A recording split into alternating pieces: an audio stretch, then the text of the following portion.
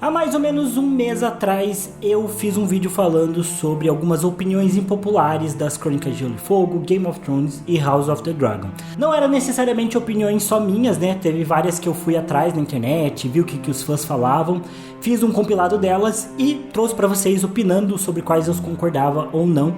E hoje eu vou trazer a parte 2 desse vídeo. Então, se você gosta de polêmicas, saiba que esse vídeo vai estar recheado aí de opiniões bastante impopulares que você pode discordar ou concordar. E eu deixei a mais polêmica de todas pro final do vídeo, então fica comigo. Eu sou o TH Magaldi, esse é o Cala a Boca Thiago e vamos lá. Bom, e começando com a opinião que foi deixada por um inscrito no último vídeo, né? Que eu dei uma pequena alterada nela. O Diego pode colocar aí na tela para vocês, é a opinião do Victor RT. Ele falou que ele acha que o Tywin Lannister vive de falácias e hipérboles. Porém, eu quis dar uma adaptada na opinião dele e falar que o Tyrion Lannister vive de falácias e hipérboles. Por que essa teoria? Porque o Tyrion, a gente sabe nas crônicas, é um cara que vive, né, dando ali as suas frasezinhas de efeito, dando conselhos. Pro Jon Snow ele dá vários conselhos. A primeira conversa que eles têm lá na Guerra dos Tronos é aquela na qual o Tyrion fala: pegue o que as pessoas falam de você e use isso como uma armadura para que isso nunca possa te ferir. Só que o Tyrion fala isso, ele externaliza isso, só que ele não consegue viver isso, porque ele finge que ele aceitou muito bem o título de anão, de duende, mas ele é bem ressentido por essas coisas. E a gente vai vendo durante o longo da saga que o Tyrion vai ficando cada vez mais rancoroso e cada vez mais problemático nas suas atitudes, né? Ele vai ficando uma pessoa mais violenta, mais inconsequente. Inclusive é bem difícil de entender para qual caminho ele vai ser levado nos próximos livros. Talvez se ele for realmente se tornar o conselheiro da Daenerys, como a gente viu na série, eu acredito que ele vai se tornar um conselheiro bem mais maquiavélico para Daenerys, por assim dizer. Inclusive, talvez seja ele que fique incentivando a Daenerys a queimar Porto Real, por exemplo. Pode ser. Mas eu particularmente concordo com essa opinião de que o Tyrion é um cara que vive de hipérboles e falácias, porque ele é um cara que vive de frases de efeito, que ele tenta convencer o mundo inteiro de que ele tá muito bem com a posição dele, que ele tira sarro com as coisas, com os nomes pelos quais as pessoas chamam ele, que ele se lida muito bem com a diferença dele, com o fato de ele ser menosprezado e consegue reverter isso com a inteligência dele, mas na verdade ele sente bastante os golpes, o que é justificável de certa forma, né? É um dos personagens que mais sofre durante as crônicas, que é mais traído durante as crônicas, então de certa forma é compreensível. Eu adoro o Tyrion, os capítulos dele são fantásticos, eu acho que os diálogos do Tyrion são os melhores das crônicas, é onde o George Martin mais brilha. Inclusive também quando o Tyrion vai na batalha, que acho que é a batalha da estalagem, né, no Ramo Vermelho, se eu não me engano, lá no primeiro livro, aquela batalha em que o Robb consegue deslocar parte das suas forças ali no Tridente justamente para atrapalhar os planos do Tywin Lannister. Nessa batalha a gente tem uma descrição que é o Tyrion vendo o campo de batalha e ele fala que um deus deixou diamantes pelo campo, né, na forma do orvalho. É um capítulo sensacional, acho que é o momento mais bonito para mim do livro em descrição.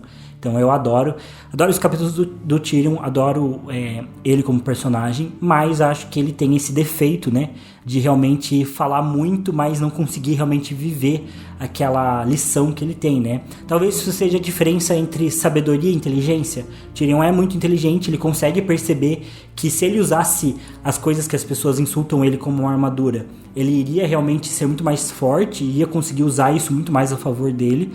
Porém, ele não é sábio o suficiente para de fato aplicar isso no dia a dia dele, né? Então, enfim, talvez essa seja a diferença. Não sei se vocês concordam ou discordam, mas fica aí tanto a opinião do Victor, né, que fala do Tywin, e a minha adaptação aí falando do Tyrion também. E eu não sei se é Tyrion ou Tyrion. É porque Tyrion, eu preciso falar Tyrion, porque pra mim é mais fácil, mas no audiolivro das Crônicas de Gelo e Fogo, o narrador fala Tyrion. Então na minha cabeça fica Tyrion. Então vocês também decidam aí qual que vocês preferem nos comentários.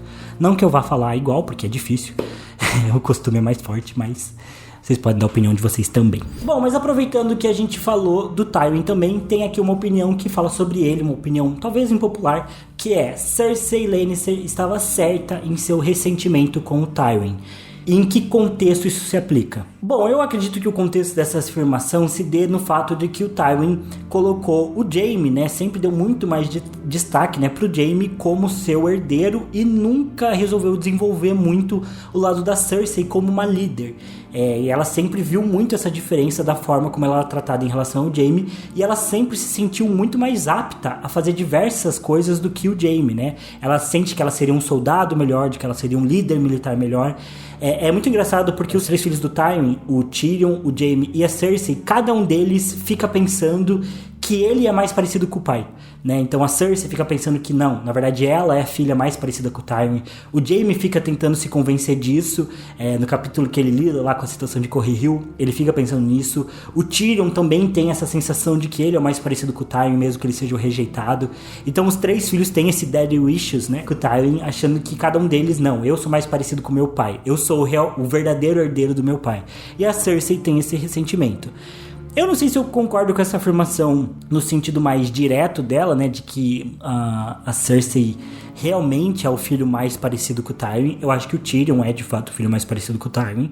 Por isso que eu também não acredito na teoria de que o Tyrion é Targaryen, qualquer coisa do tipo. Eu acho que ele de fato é o filho mais parecido, né, com o Tywin Lannister. Mas eu acho que sim, se o Tywin tivesse desenvolvido na Cersei uma líder, ela erraria bem menos, porque ela tá nessa posição de liderança lá em Porto Real, a partir da manipulação que ela fez, mas ela comete inúmeros erros, porque ela não foi também preparada para isso, né? Se ela tivesse tido essa atenção, ela poderia ser uma líder melhor e poderia levar a casa Lannister, né, a um domínio bem mais consolidado ali em Westeros, né? Porque o domínio deles tem balançado bastante. Então, deixem nos comentários também se vocês concordam ou não com essa opinião. Bom, a terceira opinião impopular aqui, essa é bem impopular, mas eu concordo bastante com ela, que é que o Stannis Baratheon é o verdadeiro herdeiro do Trono de Ferro. Inclusive, eu acho que eu tenho um vídeo só sobre isso, um vídeo do ano passado do canal, mas eu realmente acredito que o Stannis, atualmente, ele é o herdeiro do Trono de Ferro. Simples assim. Por quê? Porque o Robert Baratheon acabou com a dinastia Targaryen. Essa que é a verdade. O Stannis é mais herdeiro hoje do que a Daenerys, né? Mas isso também depende muito da sua perspectiva. Se você tem uma concepção de que só os Targaryens podem reinar em Westeros, daí a Daenerys vai ser a herdeira, né? E pra mim mais herdeira do que o Jon Snow até. Mas se você considerar a história de Westeros como um todo, inclusive a própria conquista do Aegon, que não era herdeiro de nada, mas tomou o trono para si, então o Robert Baratheon tomou o trono para si dos Targaryen, e por conta disso o Stannis é o herdeiro de fato dele, e ele é o verdadeiro herdeiro do Trono de Ferro, né? Porque política é isso, né? A política muda, reinos começam e acabam. O próprio Aegon forjou o próprio trono, forjou o próprio reino na base da força e não da legitimidade. Ele tinha dragões para isso. Os Targaryens perderam dragões com o tempo. O Robert foi lá e meteu-lhe a martelada neles e tomou o trono para si, né? Então, com base na historicidade de Westeros, né, e também na dinâmica política que os Sete Reinos têm, nesse caso, o Stannis seria o verdadeiro herdeiro. Por quê? Porque eles continuam acreditando que o Trono de Ferro é Baratheon, né? Vamos lembrar que os Lannisters não se deixam, né, declarados como legítimos donos do Trono de Ferro.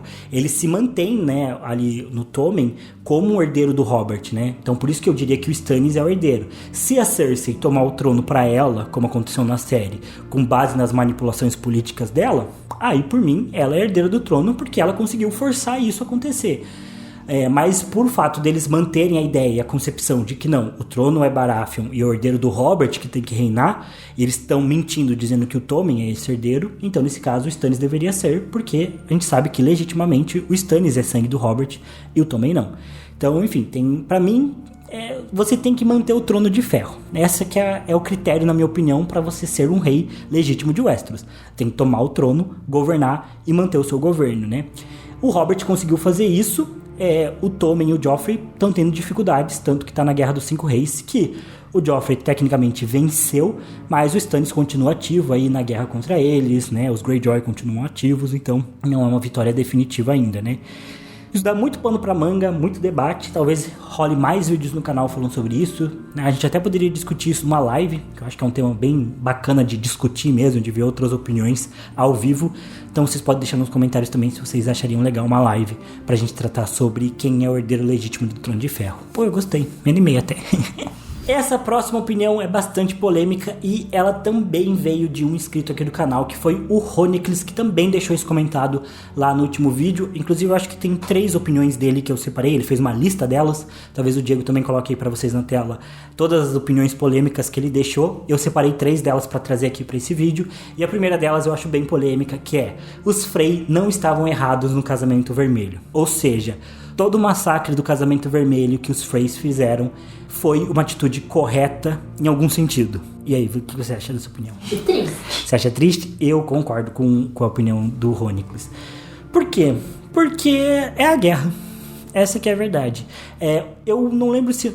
Mais um ônibus. Bom, voltando aqui porque um ônibus me atrapalhou, a guerra é a guerra. E acho que tem até um momento que o Tyrion Lannister fala isso na série, e não tenho certeza se ele fala isso no livro também, que ele tava conversando com o Tyrion e ele fala que qual é a diferença de você matar um grupo de pessoas num casamento ou massacrar milhares de pessoas num campo de batalha. E a verdade é que tudo depende de uma concepção muito frágil, né? De que a vida do Robb Stark, daqueles personagens, né? Considerando que a gente está no universo das crônicas, tem mais valor do que a vida de vários soldados no campo de batalha, ou pensar que os soldados no campo de batalha estão ali dispostos a lutar, então é uma coisa mais legítima, né?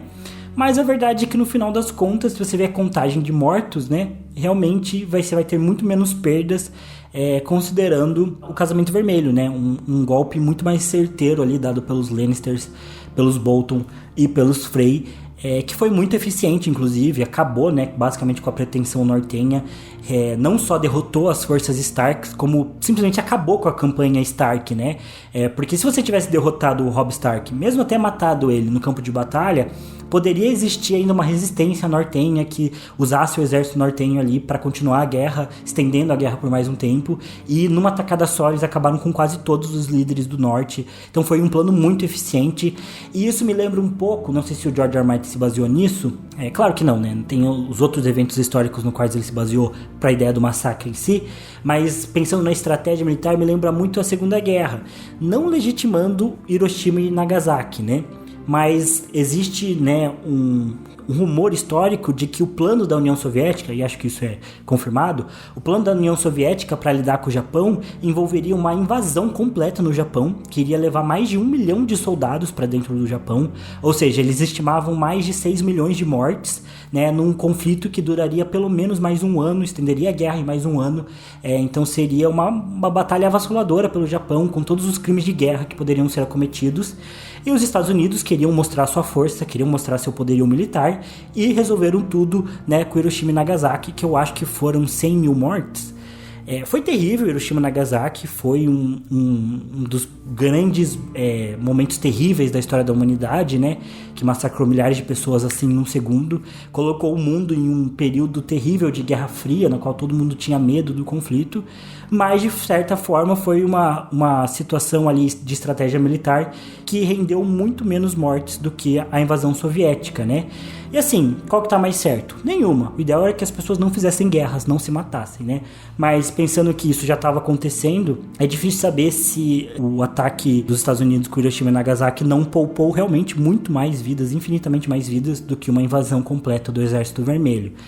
É um assunto muito delicado, né? E esse é um dos tópicos que eu mais gosto nas Crônicas de Gelo e Fogo, né? Mostrar o quanto esses pormenores realmente estão dentro do nosso mundo também, né? O quanto isso pode fazer a gente pensar na nossa própria política, na nossa própria forma de agir como pessoas, como sociedade. Existe um paralelo muito grande do que a gente pode olhar em Westeros e na nossa mesma história e ver os erros que a gente também comete como sociedade. Então, acho que a literatura serve muito para isso. Mas acho que no conceito ali do que estava rolando no Casamento Vermelho, por mais cruel que fosse, eu acho que foi uma estratégia militar, né? Vai ter gente que não vai gostar, porque realmente é meio cruel. mas de certa forma talvez seja melhor do que massacrar milhares e milhares de pessoas num campo de batalha, num moedor de carne sem fim, que poderia continuar sendo a Guerra dos Cinco Reis, né? Mas enfim, é um tópico delicado, eu entendo, mas concordo com o Chronicles. Outro tema que o Chronicles trouxe aqui, e que também tem a ver com a Guerra dos Cinco Reis, é que ele fala que a Catelyn é a maior culpada pelo início da guerra ao prender o Tyrion. E pela derrota definitiva do Norte ao soltar o Jaime, sendo que ambas as coisas ela fez e ela tinha bastante aviso do que poderia acontecer. Eu, particularmente, não acho que a Catelyn seja a maior culpada, mas ela realmente é a culpada pelo início da guerra daquela forma. Se ela não tivesse prendido o Tyrion, a guerra não teria começado naquele momento. Porém, vale comentar que o próprio Ned Stark já tinha pedido para Catelyn enviar uma carta lá pro norte, pro Fosso Cailin, se eu não me engano, para mandar o grupo de arqueiros ficar protegendo justamente a região ali do Gargalo, porque eles já esperavam um conflito, porque as ações que o Ned iria tomar já iriam provavelmente iniciar uma guerra, porque o que o Ned esperava provavelmente é que ele contaria pro Robert que os filhos dele eram bastardos, ele queria que a Cersei tivesse já, né, em Rochedo Castle em segurança para ela e os filhos dela não serem assassinados pelo Robert em fúria, mas ele sabia que no momento que ele fizesse isso, né, os Lannisters iriam se levantar em conflito. Provavelmente ele esperava que os Baratheon, né, os Starks, os Tully e os Arryn se juntassem, né, como um movimento para conter uma possível rebelião do Tywin Lannister. Mas a verdade é que ele já considerava que a guerra era iminente. Então eu não acho que a Catelyn é a maior culpada, porque a guerra já estava para acontecer. O Ned Stark já sabia disso. Eu acho que o maior culpado pela Guerra dos Cinco Reis é o Mendinho, né, que foi quem planejou basicamente que os Stark e os Lannisters se matassem, se degladiassem. Mas basicamente nesse período a guerra já era iminente, né, porque além disso tudo que estava acontecendo ali em Westeros, tinha o plano do Varys também com a Daenerys e os Dothrakis, tinha o plano dos Martell. Então em algum momento nos próximos anos ali em Westeros iria começar uma guerra. A Catelyn só deu os termos pelos quais essa guerra iria acontecer. Realmente a atitude dela foi incrivelmente impulsiva, e eu acho que ela dificultou muito a situação pro Ned, porque foi uma situação de impulso. Porém, todavia, entretanto, é um dos meus momentos favoritos, tanto na série quanto nos livros, quando ela começa a chamar todos os aliados dela que estão ali na estalagem, daí todos eles tiram a espada pro Tyrion. Eu acho esse momento super épico. Agora, quanto a soltar o Jaime e isso causar a derrocada do Norte, com certeza esse foi também um dos motivos principais pela derrota do Robb Stark. Teve muitos motivos, o próprio Robb tomou várias decisões erradas, o próprio Chronicles também deixou, né, numa das opiniões dele, que o Robb Stark não era nenhum gênio estrategista como algumas pessoas pensam. De fato, ele cometeu muitos erros. Eu acho que ele tinha um certo valor, um mérito, mas ele comete vários erros estratégicos. Casar com a Jaime Westling, o maior deles, depois aceitar o rompimento com os Karstark, também um grande erro, mas isso também foi causado por conta da Catelyn, que tinha outras prioridades, que era manter a família dela e não manter a guerra. Eu acho que as motivações dela eram nobres, faz sentido, ela queria manter a família dela, mas de fato ela tem uma culpa no cartório, sim. Não dá pra eu no último vídeo ter falado mal da Lyanna e não falar agora que a Catelyn também estava errada. Ô louco, esse episódio é basicamente dedicado às Starks, porque a próxima opinião inclusive o Chronicles também comenta isso, mas eu aprimorei aqui, que Ned Stark foi ingênuo e levou a guerra pro reino pelos seus erros, assim como Viserys faz lá em House of the Dragon. Ou seja, meu ponto aqui é comparar o Ned Stark com o Viserys, no sentido de que nenhum dos dois queria a guerra, nenhum dos dois agiu para a guerra acontecer de fato, né? Não era a intenção deles fazer isso acontecer, mas eles foram cometendo pequenos erros ao longo ali das suas trajetórias.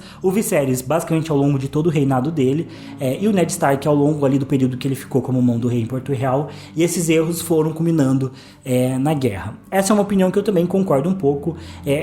Eu acho que o Ned Stark errou muito pela ingenuidade, ele subestimou a Cersei, ele não acreditou que ela seria capaz de fazer aquilo que ela fez, subestimou o Mindinho também, não considerou a situação com a seriedade que ele precisava, mas ao mesmo tempo eu não consigo condenar o Ned, e o meu carinho por ele é infinito, porque ele nunca quis aquilo, né? Ele estava tentando cumprir o dever dele com o Robert. Ele acreditava que o Robert era um homem que talvez não fosse mais, mas ao mesmo tempo o Robert queria ser esse homem que ele fora no passado, queria ser um rei melhor.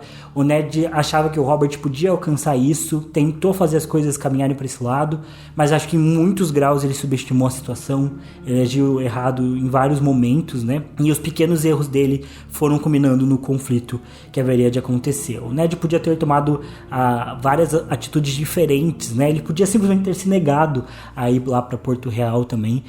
Mas enfim, ele foi levado pelo dever, acabou subestimando a situação, subestimando a Cersei, subestimando o Mindinho, acabou sendo um pouco ingênuo. Por exemplo, se ele tivesse simplesmente aceitado a ajuda do Renly, que oferece para ele alguns homens para prender a Cersei e as crianças, e depois tomado uma outra atitude, despachado ela antes do Robert chegar. Mas a verdade é que ele também recusa isso, não aceita muito a postura ali do Renly, porque já tinha feito um acordo com o Mindinho. Então, enfim, igual o Viserys, nenhum dos dois queria a guerra, mas ambos fizeram atitudes que culminaram no conflito e deveriam ter tido outra postura naqueles momentos, né? Assim como o Viserys devia ter casado o Aegon com a Rhaenyra, ou casado a Rhaenyra muito mais cedo com o Daemon, ambos cometeram seus erros e deu no que deu, né? O Viserys ainda morreu achando que tava tudo bem, né? Mas o Ned Stark acabou perdendo a cabeça por conta disso. A próxima é bem difícil. Ai, meu Deus. D&D destruíram a série, mas também precisam ser lembrados por terem trazido ela à vida. Essa aqui é uma opinião que tá fora, né, dos livros das crônicas. Tem mais a ver, né, com a série. E pra quem não sabe, né, o D&D, o David Benioff e o outro que eu esqueço o nome dele, eu só chamo eles de D&D, não faço questão de saber o nome deles, inclusive, certinho, foram os produtores, né, executivos que trouxeram Game of Thrones à vida, eles que foram até o George R. R. Martin, eles que foram até a HBO, pensaram em fazer o piloto da série, estiveram na série desde o começo, e de certa forma faz sentido pensar que eles devem ser lembrados com carinho pelos fãs, porque eles trouxeram a série à vida. Pra mim, não. Não sei o que vocês acham, mas pra mim eu não consigo, porque eu acho que o final ruim de Game of Thrones foi causado pela falta de amor, falta de carinho e dedicação deles com a série. Acho que eles nunca se importaram muito com Game of Thrones. Ela virou, como eles mesmos disseram, né, a escola de cinema mais cara do mundo. Acho que desde o início eles viram a oportunidade de fazer essa série. Deu certo pra eles no começo, eles se empenharam mais no começo, mas ela de repente virou simplesmente uma fonte de dinheiro. Que a HBO jogava dinheiro e eles foram fazendo o que quiseram, tentaram usar isso como alavanca para a carreira deles e, enfim, acho que não consigo lembrar deles com carinho porque foi realmente uma negligência deles, né? O George R. R. Martin tinha dito que a HBO estava disposta a fazer a série durar 10 temporadas e eles claramente quiseram acabar o quanto antes com ela, com a 7ª e 8ª temporada sendo bem mais curtas, porque eles queriam simplesmente se livrar e ir para outras coisas, né? Sorte que o final, eu não sei, né? Mas o final de GOT foi tão ruim que eles tinham vários outros projetos para tocar que foram cancelados, porque pegou muito mal para eles. Então, enfim, né? O que se faz é que se paga, né? Então, eu acho que subiu a cabeça. Sim. Tipo, no começo eles gostavam e tinham esse apelo da história. Só que daí depois que virou o sucesso que virou, eles se perderam no personagem e cagaram com tudo. Sim, também acho. O poder subiu a cabeça, como disse a Milena. Bom, e por fim, a mais polêmica das opiniões que vocês ficaram até agora pra esperar é que a Daenerys é uma salvadora branca. Eu lembro que isso deu uma treta incrível no Twitter com a Mika uns anos atrás, quando ela defendeu que a Daenerys era uma salvadora branca. Não espero nada além de uma enorme treta também aqui. Deixa nos comentários pra ajudar meu canal. Vai lá, diga que eu estou errado. Assim, eu acho muito óbvio que a Daenerys é uma salvadora branca. Eu acho só que as pessoas se ofendem com isso porque elas não entendem o que é o conceito da salvadora branca. Não significa que a Daenerys é um monstro ou que ela é realmente uma pessoa errada. Significa que ela tem uma experiência cultural defeituosa. A Daenerys entra, né, lá no Vaz do Traque como uma escrava, acaba ascendendo para uma posição de poder e acaba achando que ela pode compensar, né, os atos que ela está tendo com guerra e com a busca pelo poder que ela tem tido com alguns atos ali de piedade, que isso vai ficar tudo bem, né? Então, o maior exemplo disso é o que ela faz com a Mirris Masdur. Ela que leva o Calazar a começar um conflito, né? Justamente para ela poder voltar ali para Westeros. O Calazar acaba, né, com o povo ali da Mirris Masdur. A Daenerys acaba vendo que a Mirris Masdur estava sendo assediada, salva ela e acredita que por conta disso a Mirris Masdur vai ser eternamente grata, sendo que a Mirris Masdur já tinha sido abusada por outros 3 caras antes, viu todo o povo dela morrer, ser massacrado pela galera da Daenerys, e a Daenerys não consegue compreender isso, né? Que as atitudes dela têm consequências e não dá pra você ficar mordendo e assoprando. E boa parte da história da Daenerys é sobre isso, né? Sobre ela tomar atitudes que são muitas vezes agressivas, e não tô dizendo que são atitudes que outros personagens não tomariam, eles tomariam também. Mas o problema é que a Daenerys tem uma certa ingenuidade também de achar que essas pessoas vão realmente ser gratas a ela, quando na verdade ela tem causado alguns problemas. Em Meereen é a mesma coisa. Ela liberta os escravos porque ela acredita que ela tem essa autoridade para chegar numa cidade que não é o povo dela e simplesmente libertar os escravos, e libertar os escravos é o correto, supostamente. Mas isso acaba criando uma série de problemas não só para os escravos que ela libertou, como para várias pessoas. Tanto que ela tem um mar de gente que segue ela, por ela ser a mãe deles e a, né, quebradora de correntes. Mas esse povo tá todo mundo morrendo, mendigando, porque a Daenerys foi na cidade deles, criou um caos, saiu, né? Como quem não quer nada, vim aqui, fiz meu trabalho, vou continuar minha busca pelo poder, vocês que se virem. As cidades pelas quais ela passou estão completamente caóticas, o povo que está seguindo ela está morrendo, né, num cerco miserável e com doença e de fome, ela não sabe o que fazer com todo mundo. Então, sim, ela é uma salvadora branca e basicamente esse é o plot da Daenerys. Só que não tô dizendo que ela faz isso porque ela é muito maléfica, ou que ela é malvada ou qualquer coisa do tipo. Ela, assim como o Ned Stark, tem um lado ingênuo, né? E a Daenerys tem o quê? Ela tem 15, 16 anos na história. Ela tá aprendendo, né? Então ela vai aprender muito, vai errar muito, vai aprender com os erros dela. E justamente ela fica em Meereen, e inclusive é o primeiro grande acerto que eu acho que ela tem, porque ela fica em Meereen justamente porque ela percebe isso. As cidades que eu passei não deram certo. Minha experiência pelas cidades trouxe mais mal do que bem. Então, agora que eu conquistei Meereen, eu tenho que ficar aqui. Ela pausa o plano dela de ambição de poder, porque ela se sente responsável por aquelas pessoas em Meereen. Então, eu acho que a Daenerys sim é uma salvadora branca, mas sim, ela tem mudado, tem melhorado, tem evoluído. Faz parte, né? Ela é uma personagem muito jovem e a Daenerys também nunca teve muita ajuda, nunca teve pessoas... Tem gente que diz que a Daenerys só faz as coisas porque tem um monte de gente ao redor dela. Uma bobagem sem fim. A Daenerys é uma das personagens mais independentes, né? Ela não teve uma boa mentoria, ela não teve muita ajuda. Pra pensar, o principal ajudante dela no começo dos livros é o Ser Jorah, que tá traindo ela. Ou seja, a Daenerys faz tudo basicamente sozinha. Então ela vai errar, mas ela tá melhorando, né? Então sim, eu acho que a Daenerys é uma salvadora branca, mas também acho que ela tá deixando de ser conforme ela vai corrigindo as suas atitudes. Então, vocês podem se revoltar aí com essa opinião, mas com respeito à educação, por favor, mas saibam que eu acho que a Daenerys está melhorando. E por fim, uma opinião bônus que tem a ver com a Daenerys. TH, odeio os Targaryen, porque eu sinto que eu falo muito mal dos Targaryens aqui no canal. E aí eu acho que é o meio termo, né? Porque eu falo muito mal dos Targaryen, mas também é a galera que eu mais falo, né? Então faz sentido eu falar mal deles, porque eu falo muito mais sobre eles do que todo mundo. E assim, realmente, eu acho que os Targaryens não são minha casa favorita. Eu acho que os Targaryens também têm a base de fãs mais chata das Crônicas de Gelo e Fogo, não vou mentir. Eu acho que a galera sofre de uma Targaryengogia, de idolatrar os Targaryens quando eles não devem ser idolatrados. E a HBO, inclusive, tá passando por isso também, né? Colocando os Targaryen como personagens principais das crônicas, quando eles não são. Mas assim, eu diria que na série Game of Thrones, meu personagem favorito foi o Jon Snow e o Ned Stark. Acho que ambos foram os meus personagens favoritos. Já pensando assim, no meu plot favorito dos livros, Dorne é o meu plot favorito, é o que eu tô mais interessado em ver sendo desenvolvido, né? Eu gosto muito dos Martell, da cultura de Dorne, então eu gosto muito de Dorne. Mas minha personagem favorita dos livros é a Daenerys, sem tirar nem pôr, e supera todos os outros. Tive uma fase que eu gostei mais do Jon, porque eu gosto muito também do plot lá da muralha, mas a Daenerys não tem comparação. Acho que ela é a personagem que eu mais fico pensando na história dela, que eu mais gosto de analisar a história dela, que a história dela mais me traz coisas assim, de pensar, olha o que ela fez aqui, o que ela fez ali, o que ela deixou de fazer. É uma das personagens que eu acho mais interessante das crônicas, né, com as melhores características. Eu acho que ela foi um pouco estragada na série, sim, por mais que ela tenha uma enorme base de fãs, e que ela seja uma boa personagem na série, especialmente a partir ali da 5ª temporada. Eu acho que ela foi bem nerfada ali na série, não gosto muito dela a partir da 5ª temporada, mas nos livros é com certeza minha personagem favorita.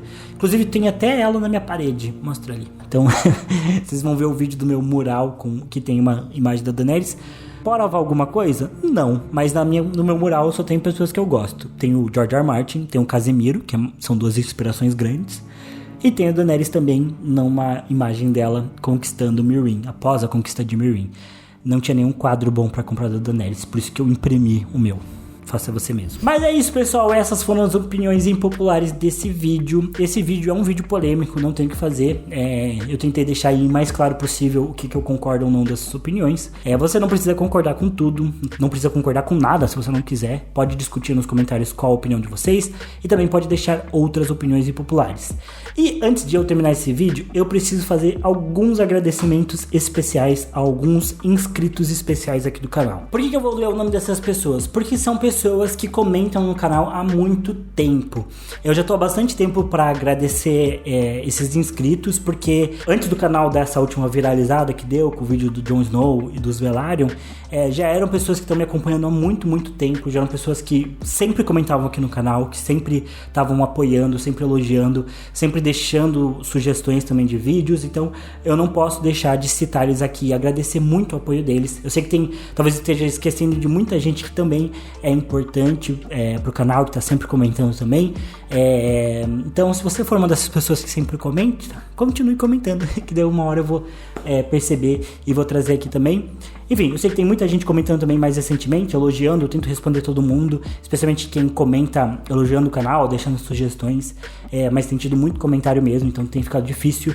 Mas quero agradecer aqui em especial ao Ronicles, ao Pereira Alisson, ao Fofão Desconfiado, muito bom esse nome. A Milena tá passando pra trás os nomes, agora sim. Ao Gabriel Metzger, se eu estiver falando errado o seu nome, me desculpe.